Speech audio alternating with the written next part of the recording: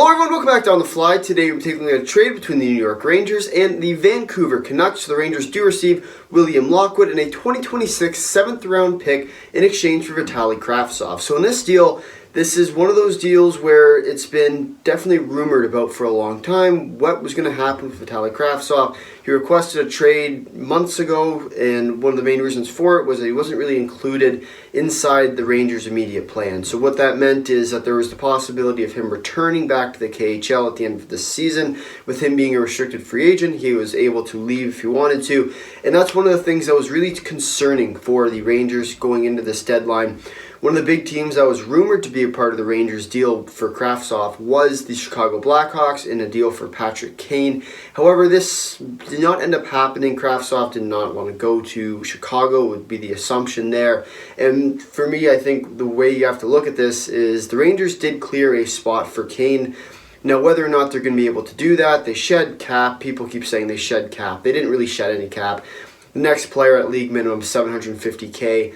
Kravtsov was $875K, so that's basically $175,000 of cap that they freed up, which isn't really enough to take on Kane's, which would probably be around 2.5 after two teams would retain 50%. So it'll be interesting to see how the Rangers go about getting Kane. I think this deal was mainly try and pick up some assets for a lost cause with Kravtsov.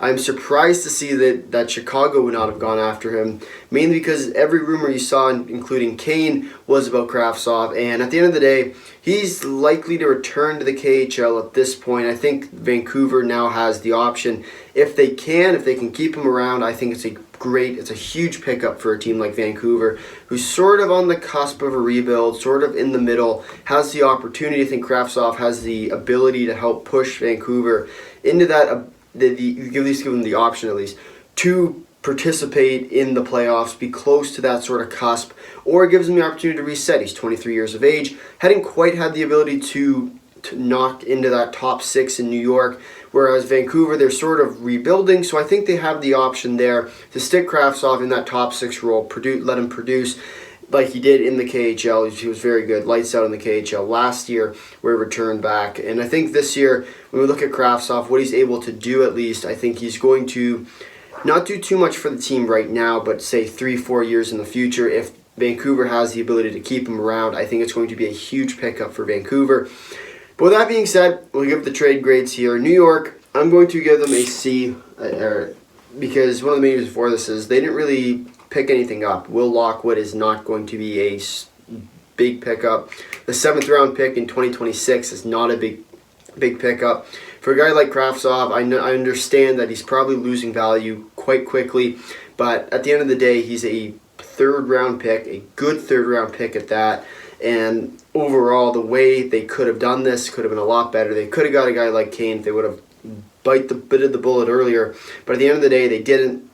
Kravtsov basically blew the Rangers, called their bluff. And at the end of the day, I think the Vancouver Canucks will have 2 different grades here. We'll give them a C. They didn't really lose too much. And then the other one will be an A+ if they have the option and if they have the ability to re-sign Kravtsov to a long-term deal. I think Kravtsov will be a huge part of their future if they can keep him around. However, there is still the obvious glooming part of if he returns to the KHL. The Canucks did not lose anything too big in this trade, so I'll give them a C if they do for their risk-to-reward ratio. If you made it this far in the video, thank you for watching. If you'd like to drop a like, if you really like to consider subscribing, tell all your friends and comment down below your thoughts on the trade. Until next time, see ya.